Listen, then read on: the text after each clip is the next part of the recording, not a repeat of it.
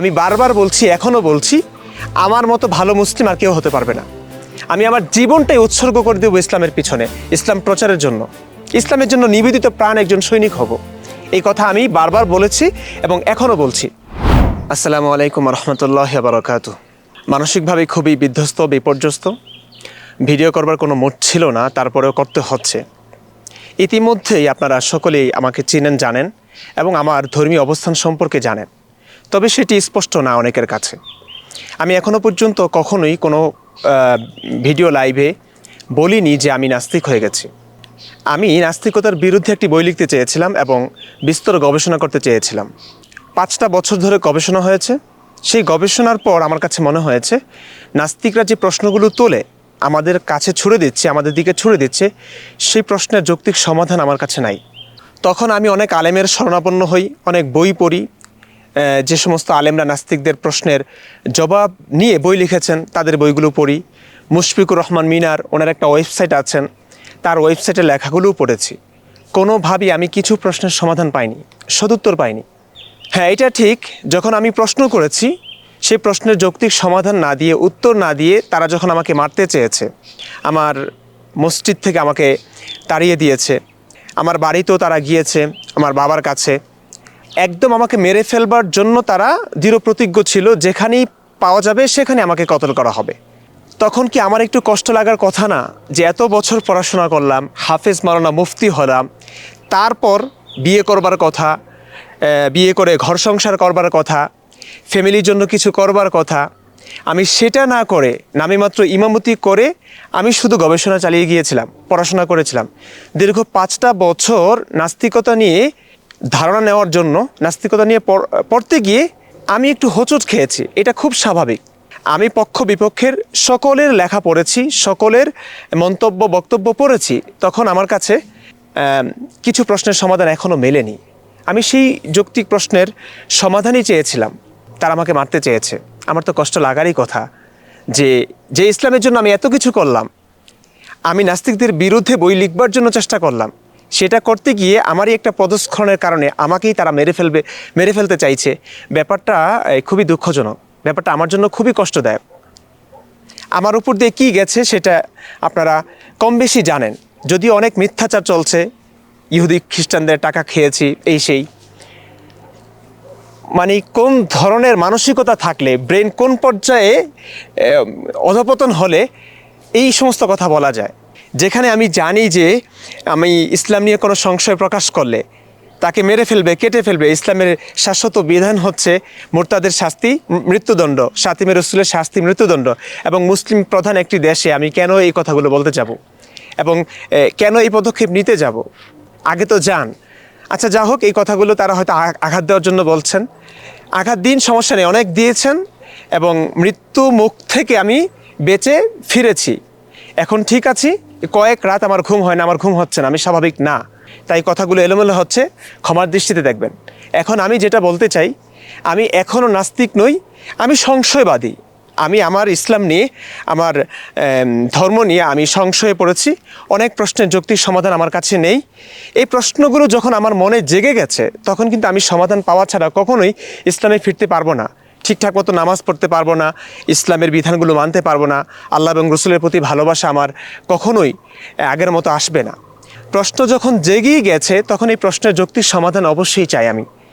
যদি আমি পাই, যদি আমার সমস্ত প্রশ্নের সদুত্তর পাই, আমি বারবার বলছি, এখনও বলছি, আমার মতো ভালো মুসলিম আর কেউ হতে পারবে না। আমি আমার জীবনটাই উৎসর্গ করে দেবো ইসলামের পিছনে, ইসলাম প্রচারের জন্য, ইসলামের জন্য নিবেদিত প্রাণ একজন সৈনিক হব। এই কথা আমি বারবার বলেছি এবং এখনও বলছি। এখন আমি যেটা চাই, আমি অনেকের কাছেই গিয়েছি, অনেকেই দাঁড়ে গিয়েছে আলেমদের কাছে, আমি যৌক্তিক সমাধান পাইনি, গোজামিল পেয়েছি। হ্যাঁ, এটা ঠিক যে তাদের গোজামিলের কারণে আমার একটু রাগ হয়েছে। তখন আমি ইসলাম নিয়ে কটূক্তি করেছি। নবী মুহাম্মদ সাল্লাল্লাহু আলাইহি ওয়াসাল্লামকে নিয়ে নাস্তিকরা যেভাবে কথা বলেন, শব্দচয়ন করেন, আমি সেই শব্দচয়নগুলোই করেছি। এটার জন্য আমি দুঃখ প্রকাশ করছি। তবে আপনারা যদি আমাকে মারতেই চান, মেরে ফেলাই যদি সমাধান হয়, তাহলে কিন্তু আমার এই ভিডিওটাই অনর্থক, অর্থহীন। কারণ মারতে চেষ্টা করবেন হয়তো, আমিও হয়তো বাঁচার চেষ্টা করব, লুকোচুরি একটা খেলা হবে, আমাকে খুঁজবেন, আমি হয়তো বাঁচার চেষ্টা করব। কিন্তু আমি আমার অবস্থান থেকে যতটুকু পারি আমি কিন্তু আমার মন্তব্য বক্তব্য মানুষের কাছে প্রচার করার চেষ্টা করব। এতে কিন্তু অনেক সমস্যা হবে। অনেক সমস্যা হবে বলতে, মানুষ কিন্তু এখন বিজ্ঞান মনস্ক, মানুষ এতটা বোকা না। আমাকে যতই আপনারা আক্রমণ করছেন, আমি ভালো ছাত্র ছিলাম না, আমি ইহুদি খ্রিস্টানদের টাকা খাচ্ছি, আমি নাস্তিকদের সঙ্গে যুক্ত হয়েছি, অনেকে অনেক কথা বলে আমার কথাগুলোর গ্রহণযোগ্যতা নষ্ট করবার চেষ্টা করছেন। এটা পারবেন না, প্রত্যেকটা মানুষকে তো বোকা বানানো সম্ভব না। প্রচুর মানুষ শুভাকাঙ্ক্ষী আছে, ভালোবাসার মানুষ আছে, আমাকে তারা বোঝার চেষ্টা করছে, বুঝতে পারছে। এগুলো আপনারা কল্পনাও করতে পারবেন না। আরেকটা কথা বলে রাখি, শুধু আমি নই, এক ইমরান শুধু এক্সপোজড হয়েছে, আমার মতো শত ইমরান বাংলাদেশে আছে, মসজিদ মাদ্রাসাগুলোতে আছে, তাদের ওয়াজ শুনছে হাজার মানুষ, লক্ষ মানুষ, অথচ ভিতরে ভিতরে তারা কিন্তু একজন ইমরান এবং মুফতি আবদুল্লাহ আল মাসুদ। এইগুলো আপনারা জানবেন না, হয়তো বিশ্বাসও করবেন না, কিন্তু এটাই সত্যি। সংখ্যায় তারা কত এটা বললে জাস্ট অবাক হবেন। আমি বলতে চাচ্ছি না, তবে প্রচুর আছে। আমার সঙ্গে যোগাযোগ করছে হাজারেরও বেশি। অবাক হবেন, তাই না? অবাকই হচ্ছেন হয়তো অনেকে। তো ব্যাপারটা আসলে গুরুতর একটি বিষয়। ভবিষ্যতে ইসলাম থাকবে কি থাকবে না, এই প্রশ্নটি কিন্তু এখন মাথাচাড়া দিয়ে উঠছে, আমি বুঝতে পারছি। তারপরও আমি বলছি যে আমাকে যদি সমাধান দিতে পারেন, আমি যদি সমাধান পাই, আমার সমস্ত প্রশ্নের যৌক্তিক সমাধান পাই, আমি বারবার বলছি, এখনও বলছি, আমি ভালো একজন মুসলিম হব এবং এই পথ থেকে সরে এসে তওবা করে আপনাদের সকলের কাছে, আপনারা যারা মারতে চেয়েছেন, আপনাদের সকলের কাছে এসে আপনাদের পা ধরে ক্ষমা চাইব, তওবা করব। তারপরও যদি ইসলামের বিধান হয় আমাকে মেরে ফেলাটাই সমাধান, আপনারা মারবেন, আপনারা মেরে ফেলুন, আমি আমার জীবন কয়দিন পরে তো এমনিতে মরবো, তাই না? আমি জীবন দিতে প্রস্তুত আছি, কিন্তু আমি সমাধান চাই। রাসূলুল্লাহ সাল্লাল্লাহু আলাইহি ওয়াসাল্লামকে নিয়ে আমার যে সমস্ত প্রশ্ন দেখা দিয়েছে, আমি সেই সমস্ত প্রশ্নের উত্তর চাই। এগুলো যদি দিতে পারেন আমার জন্য ভালো হবে, জাতির জন্য ভালো হবে, মুসলিম উম্মার ভবিষ্যতের জন্য ভালো হবে। আমি এখন যেটি চাচ্ছি, আমার সবচেয়ে পছন্দের ইসলামী স্কলার যারা আছেন বাংলাদেশের, আজহারি সাহেব আছেন, মিজানুর রহমান আজহারি, শেখ আহমদুল্লাহ সাহেব আছেন, আবু তোহা মোহাম্মদ আদনান আছেন। ওনাদেরকে আমি সেই শুরু থেকে ভালোবেসে এসেছি, এখনও ভালোবাসি।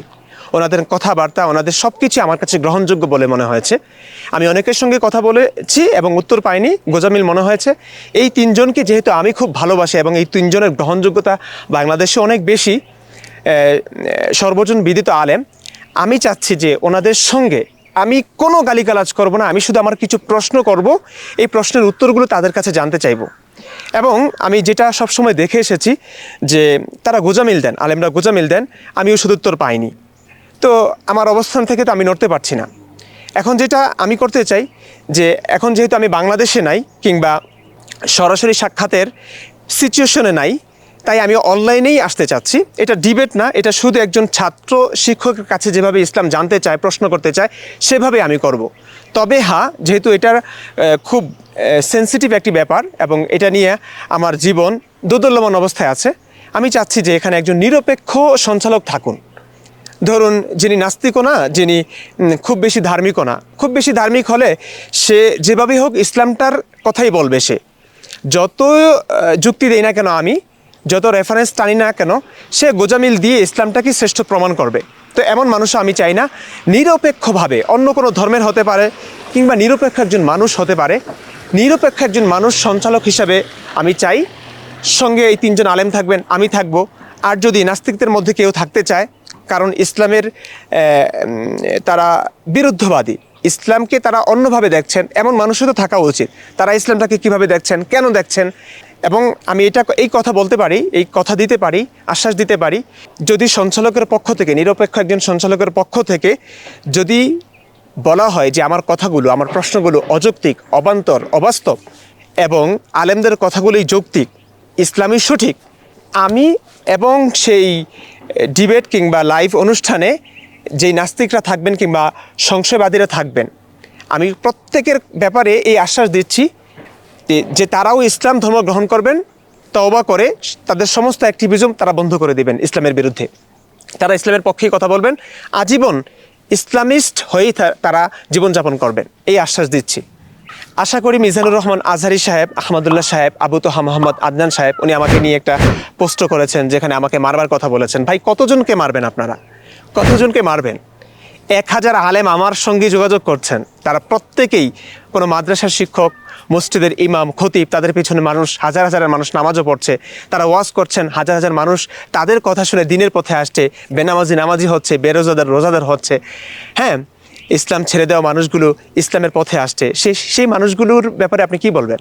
শুধুমাত্র কল্লা যাওয়ার ভয়ে, প্রাণনাশের আশঙ্কায় তারা তাদের প্রকৃত অবস্থান তুলে ধরতে পারছেন না। তো সামনে তারা প্রকাশ করবেন। আমি যদি একটা ব্যবস্থা করতে পারি যে তাদের আত্মরক্ষার জন্য, তাদের নিরাপত্তা নিশ্চিত যদি করতে পারি, তারা কিন্তু আত্মপ্রকাশ করবেন। সেটা কিন্তু অনেক বড় একটা ধাক্কা হবে। মাত্র এখন বাংলাদেশ একটা মুফতি ইমরান বশিরকে দেখছে, কিংবা আব্দুল্লাহ মাসুদকে দেখছে, দুজনকে। তখন কিন্তু 1000 আলেমকে দেখবে তারা। সেটা কিন্তু ইসলামের জন্য অনেক বড় ক্ষতিকর। তো এই ক্ষতি থেকে বাঁচানোর জন্য, ইসলামকে বাঁচানোর জন্য শেখ আহমদুল্লাহ সাহেব, আজহারি সাহেব, আবু তোহা মোহাম্মদ আদনান সাহেব, যেই তিনজনের কথা আমি বলছি, ওনারা কি একটু সময় দিতে পারবেন না? আমি এটা জানি যে তারা আলোচনা করলে, 1 ঘন্টা আলোচনা করলে অনেক লাখ লাখ টাকা তারা পান, হয়তো আমি কিছুই দিতে পারবো না। কিন্তু তারা যদি ইসলামের জন্যই করে থাকেন, এবং আমি বিশ্বাস করছি যে তারা ইসলামের জন্যই করছেন, টাকাটা এখানে মুখ্য উদ্দেশ্য না, তো তারা আমাকে, আশা করি আমাকে সময় দিবেন আমাকে ঠিক পথে আনবার জন্য।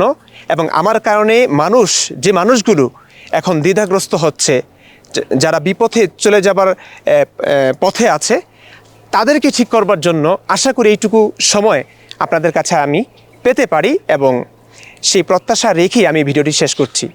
ভালো থাকবেন, সুস্থ থাকবেন। আসসালামু আলাইকুম ওয়া রাহমাতুল্লাহি ওয়া বারাকাতুহু।